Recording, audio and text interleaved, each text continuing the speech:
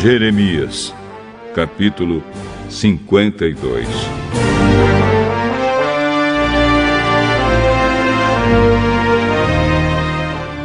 Zedequias tinha 21 anos de idade quando se tornou rei de Judá e reinou 11 anos em Jerusalém. A sua mãe se chamava Amutal, filha de outro Jeremias, que vivia na cidade de Libna. O rei Zedequias pecou contra Deus, o Senhor, fazendo o que era errado, como o rei Joaquim também havia feito. O Senhor ficou muito irado com o povo de Judá e de Jerusalém, e por isso fez com que fossem levados como prisioneiros. Zedequias se revoltou contra o rei da Babilônia.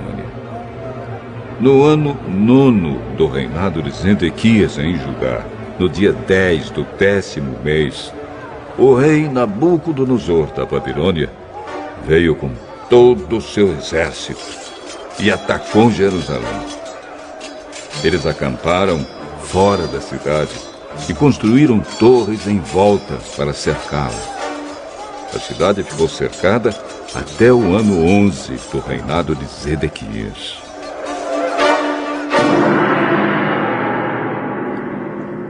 No dia 9 do 4º mês daquele mesmo ano, a fome apertou na cidade. O povo não tinha nada para comer. Quando os babilônios abriram brechas nas muralhas, todos os soldados judeus tentaram fugir durante a noite, embora a cidade estivesse cercada.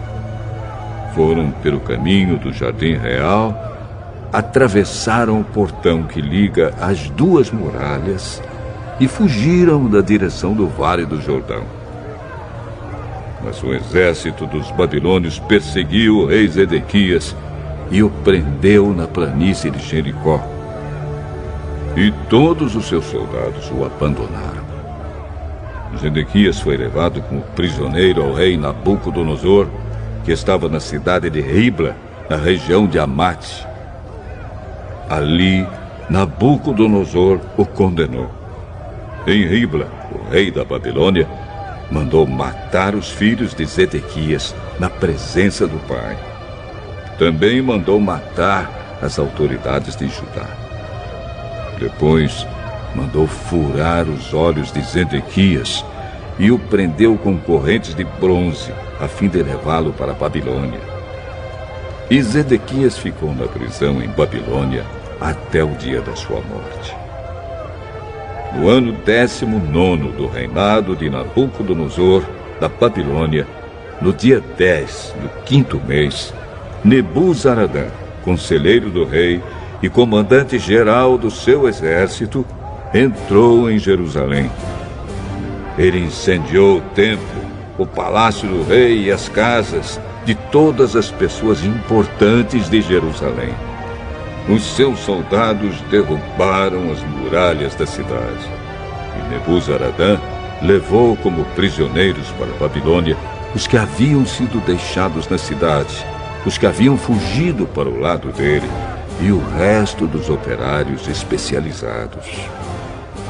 Mas deixou em Judá algumas das pessoas mais pobres e as pôs para trabalhar nas plantações de uvas e nos campos. Os babilônios quebraram as colunas de bronze e as carretas que estavam ao lado do templo e também o grande tanque de bronze. Então levaram todo o bronze para a Babilônia. Levaram as pás e as vasilhas usadas para carregar as cinzas do altar e as tesouras de cortar pavios de lamparinas. Levaram as tigelas onde era recolhido o sangue dos sacrifícios, as vasilhas de queimar incenso e todos os objetos de bronze usados no culto.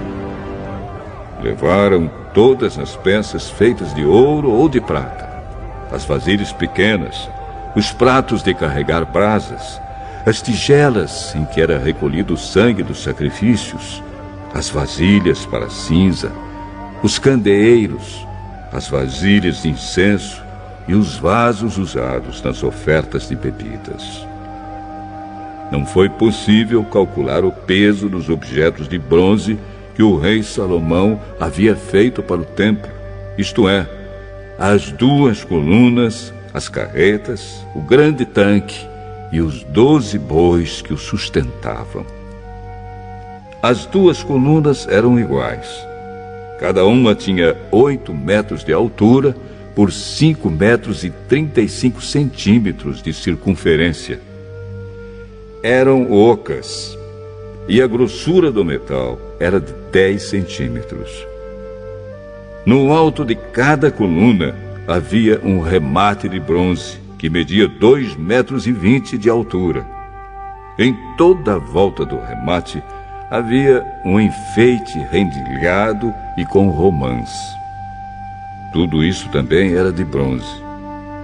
No enfeite rendilhado de cada coluna havia 100 romãs, sendo que 96 delas podiam ser vistas do chão.